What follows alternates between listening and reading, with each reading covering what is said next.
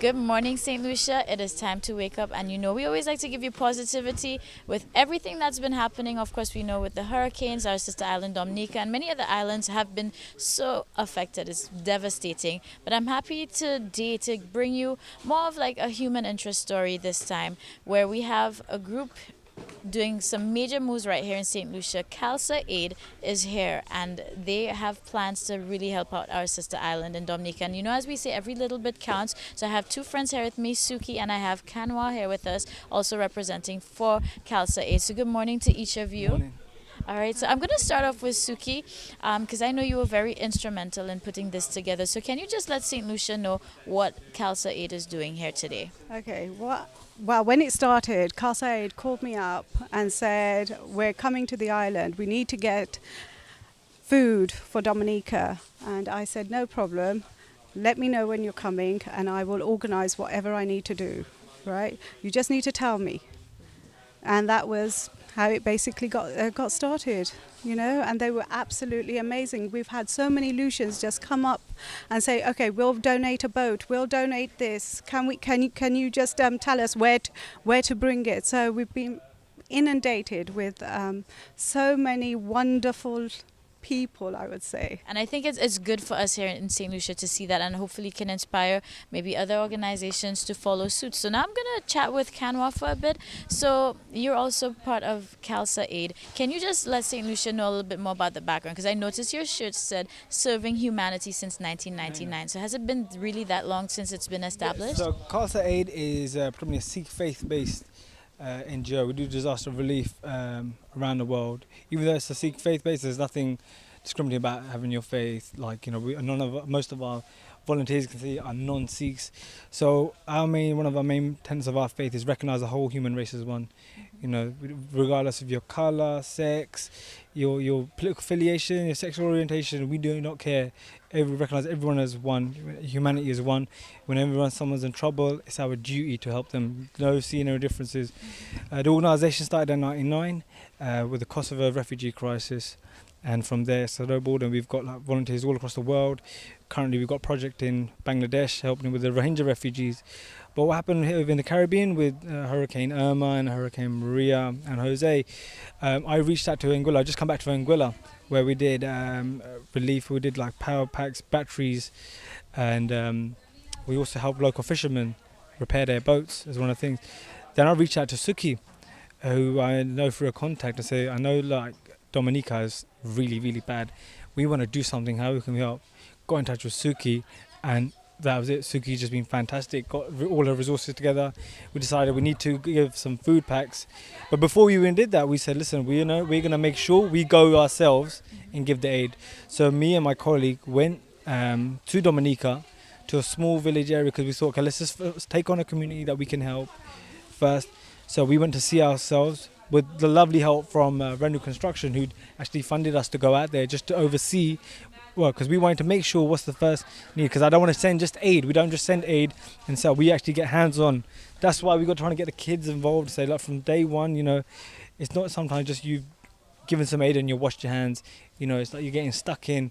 Trying to encourage everyone to get hands-on. Anyway, we went to Dominica. We went to a small village in Salisbury. Someone put us in touch, and it hadn't reached. We went there, and people hadn't had water for 2 weeks. Food was scarce. The country's devastated. It needs as much help as it can get.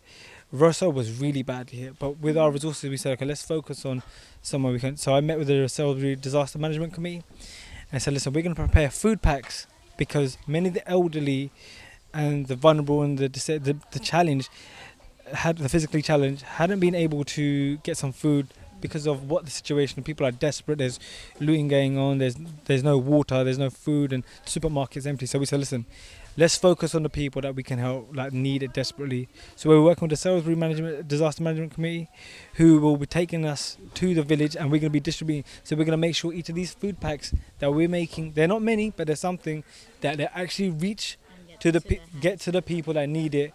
And that was the biggest task, because everyone's happy to donate stuff, and like I said, but they were like, we've done our bit, but they don't want to see it through, and that's the challenges everyone faces, is distribution.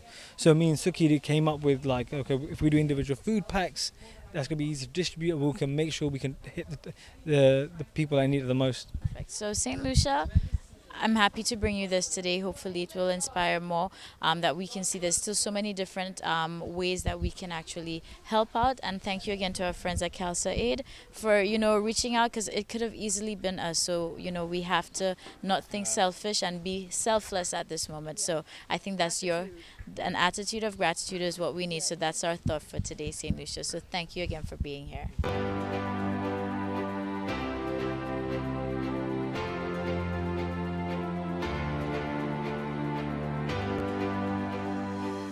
Good morning, St. Lucia. How are you feeling today? I hope you can catch our mood and energy this morning, because trust me, it's all about the good vibrations and colors which just give us life. And I'm here with the fabulous Sharon Williams. How are you today? I'm doing very well, thank you. It's such a pleasure to be with you. And are you noticing her Madras outfit? Of course, the hints of Madras. Did you do that yourself, by the way? No, this is a local designer. Okay. So we're shouting out Lisa Barton Volney, she made this. All right, I just had to check because I know you have very creative, gifted hands. And this is actually part of why we're here today, because you have your own artwork, your pieces that you do. And I know it's just part of a passion of yours and your love. And it's Black Bottle Art by Sharon Williams. So tell us more about that, Sharon. Black bottle art.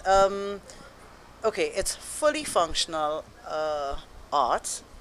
And how I got into it, I just fell into it. And then more ideas just came and came and came. That, I always knew I was a bit creative, like makeup, hair, the way I dress. People always like and everything. But 2 years ago, I sat at the table and I designed a lamp. I just did it. And then from then on, I've just been doing a whole lot of stuff. But I know you have a special line of artwork as well, so tell us about that. Okay, so they say idle hands are the devil's workshop, or something, idle mind, something like that. But it was out of idleness, truly, that I sat and I did that. But then good stuff, I think, came out of it. And Black Bottle, because my married name is Black, I don't use it, so I just thought Black Bottle Art, Right. And I've been doing it since 2015, and every occasion, I try to do something to commemorate. So it's Journée Creole, like you said, like you rightly said, the best month, and Creole Heritage Month. So I decided to do something to honor our Creole heritage, and using Madras. But recently I've been developing a mosaic technique with mirrors. So I call the line of Mirrors and Madras. So everything has a touch of mosaic and Madras as well. And my art is fully functional, because it's also a bit like recycling. So every bottle or every discarded piece that I use, it's one less thing in the landfill. And can you just see the glow when she talks about her pieces? And Sharon, I mean, that's why it can translate with your work. And when we walked in, there were certain pieces, the light just hits it and it just catches your attention. So you have no choice, but to just be in awe with that. And to know that it's handcrafted, I think that's really where the labor of love is, and an appreciation more for the work would come out as well. Yes, so I think so. I agree. Now, with it, can you just take us through, a few of the pieces that you have right now in our Journée Creole line? You asked for it. Yes. Okay. So, in the Journée Creole line, I have this. It's a votive candle holder. And believe me, I saw a sea egg, after I munched on the goodness, the yumminess. I'm looking at this thing and I'm saying, nature is really amazing, this would make a beautiful candle holder. If you see the detail, so I just blinged it out, a little glitter here. I love glitter. Well, I love color, I love bling. And then this part is pie banana, dry banana leaves. Then of course, just bling it out. It's just, we have everything. It's just a matter of just making use of it. And voila, I have some votive candle holders. So anybody for your set for Journée Creole, you can just have those, right? And then this one, This is for the guys. You that's better listen. for the guys, because I do a lot of decor and beautiful pieces for the ladies, and like I say, I love the menses. So I wanted to do something for them that they would appreciate, and so I came up with a rum bottle. Now you know most Caribbean men have a special brew that they like. That special mix. Right, so they put it in that, or for your embarquoir, right? You could make your spicy rum and keep it in that, and it's just nice. It'll look nice on your table for Journée Creole, I think. And so I've done a whole set of them. I did one for the Baron Mr. Ramchatan, for Chef Didier. You know, a whole lot of my friends I've had and I've done stuff for. And of course, it's fitting that it's a St. Lucia distiller's bottle. Right. This is from the Admiral Rodney. So I go around and I beg people, oh, so when you all are finished with your sea eggs this year, leave the shells for me. And of course, Sharon, for persons who are interested in owning their own, pieces from Black Bottle Art, how can they contact you? You can go on my Facebook page. I have a Black Bottle Art page on Facebook. You can check that out. I don't have a website yet. Or they can check me out on Facebook, Sharon Williams, or call me 284-8691. And then we can hook you up. And the thing is, I don't just do things for people. Like with the line, yes. But, so Shayla comes to me and she says, okay, then I consult. So what do you like? What are your colors? Right. Hopefully it's really nice and bright. And then I create each piece for a client, and it's one of a kind. I will not do it the same thing. So there we add to it, giving that individuality towards the pieces as well. Exactly. So you can rock it, and it's functional. It's gorgeous. I don't think I have to say anything else about that. And again, it is St. Lucian. And Sharon, thank you so much for taking the time out to be here with us, because definitely this is your passion. It is a talent. It is a gift. And thank you for sharing it with us and, of course, St. Lucia. It was well worth waking up so early to be on your show. And I love your show. I watch all the time. All right. So you see, that's what happens when family comes together, because she's also part of our This Morning family. So now you're in the know. And of course, Journée Creole is just around the corner, so you can own your unique piece as well. Can't say I didn't hook you up this time.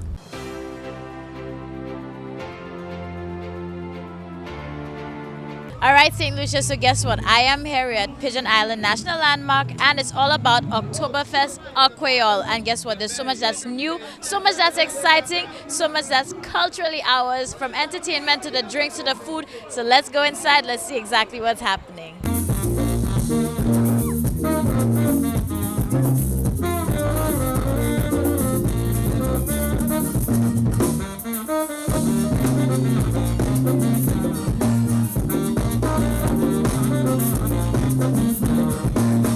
First of all, let St. Lucia know your name. Well, of course, it's Marie St. Thomas. All right, and you? Marita St. Omer. All right, perfect. And how are you enjoying Oktoberfest today? Well, of course, to the fullest. And at the end of the day, I always love it. And I always will be coming back to back until I die. And for you, Han, what's your favorite part of Oktoberfest? The bears. I ain't coming for the bears every year. I know about the sample and just bring to my home and enjoy it on my own time. So listen, St. Lucia, again, I ran into yet another friend. Not surprised, but a St. Lucian who's been away from home some time, but he's here. And this is my good friend, Al. Al, how are you feeling? I'm good. I'm trying to enjoy soaking Oktoberfest. But of course, what has been maybe your highlights so far? Obviously the variety of beers they have, it's interesting that they have so many varieties of beers. And I wasn't sure, I thought it was only about the beers, but I realized we have a lot of people who came there dressed in the Creole outfits yourself. So I didn't know, I didn't get the memo. So. We're gonna have to keep tighter links. I will keep actually, you know. and just interesting, like I was just looking around, like just behind me, like there's four obviously I think they were foreigners and they were dressed in the Creole outfit. I was like, I'm not dressed for this occasion. You're ready yet. But anyway, next year, same time, and you'll be here with us. I will definitely be properly attired and ready. You know, I just trying to get some space for the food there now, so you already know. Let me tell you, listen, we'll be back. We're going to catch up on the bellies now. All right.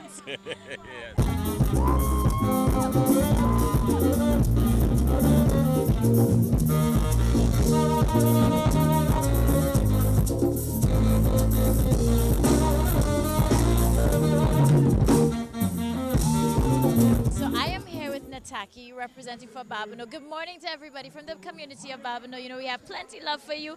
Now, we were attracted to some fire. You know, Oktoberfest is a mix of the entertainment, the drinks, well, the beers, of course, and the food, our culture. Now, the fire led us over here, and I'm seeing some real, authentic St. Lucian food being cooked. So, Nataki, tell us what's happening here. Well, we were offered an opportunity by the Focus Center, by the brewery through the Focus Center to come and raise some funds. As you know, Babino is one of the constituencies who are hosting Journée Creole. But we wanted to bring a twist to Oktoberfest this year and wanted really people to feel the sense and what they can expect at Babino Journée Creole. Hence the reason you see the fire behind me. We brought in a baker who does it in the oven, the metal oven, and she's doing turnovers, there's in the coupe. Plus we have our authentic cuisine, the callaloo crab, the whole crab, we have the curry crab, we have the pemi, the shadette, everything, all what you can think of, the bread nut, everything. Well, this is what I'm loving because, like I said, the fire attracted us, but the smell is having me, and you know we have to take care of the bellies here. So again, definitely St. Lucia culture shining here for Oktoberfest 2017.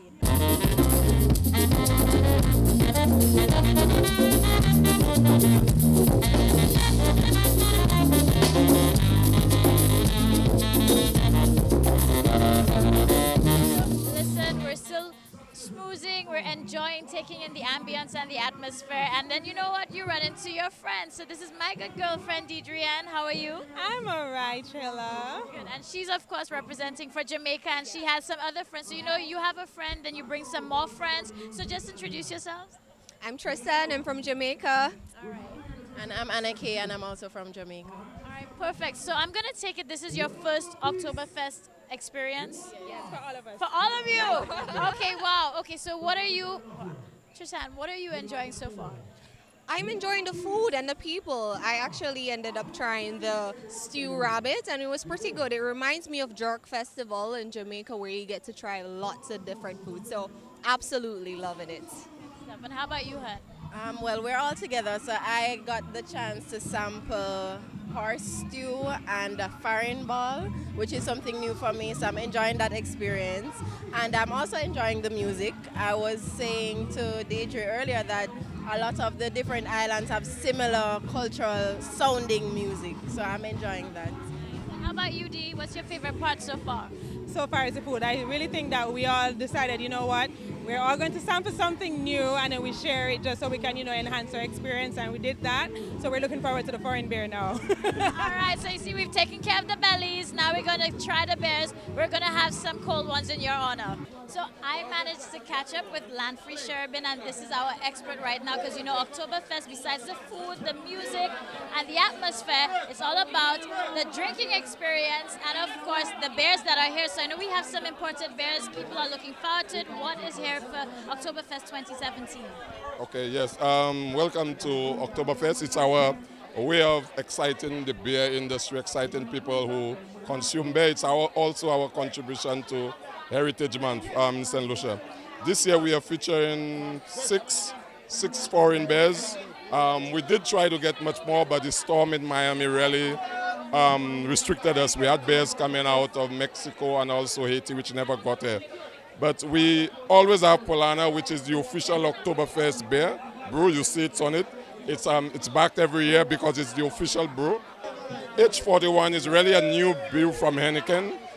It's a special yeast which came out from somewhere deep in the forest, which is the master brewer.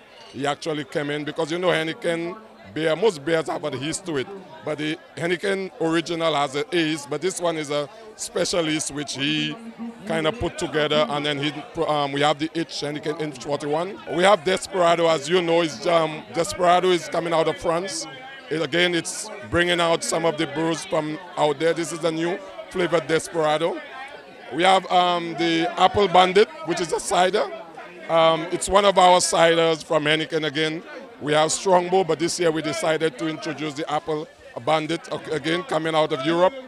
The most popular. Yes, I heard this one is in high demand, hard to find because it's going quickly.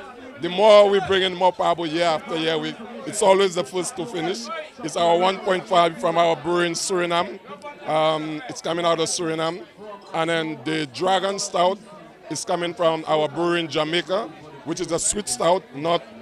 It's kind of different to Guinness. Guinness has what I call a unique taste, but this one is a kind of a sweet stout. So it's part of every year we try to bring in new brews there, new beers, new cider. We try to get something from our Heineken family because we really have 71 different countries where we brew, and we sell in 172 different markets. So every year we try to introduce our St. Lucian people to different. Let me tell you, St. Lucia, I just got my hot Creole bread from the Babino booth. Now I have something to wash it down with, so I'm going to enjoy a cold one in your honor. So St. Lucia, there you have it. If you didn't come out to Oktoberfest, you've missed half your life. And also want to give a special shout out to Safari Promotions, of course, with our lovely Oktoberfest ladies. This is, again, something you missed out on. So if you weren't here, too bad. We'll see you same time, same place next year. Bye. Bye. Because Samantha came up to me and expressed how much her husband loves watching the show, and I know this is a major deal for you. So thank you so much, Michael. If you're listening, I know you have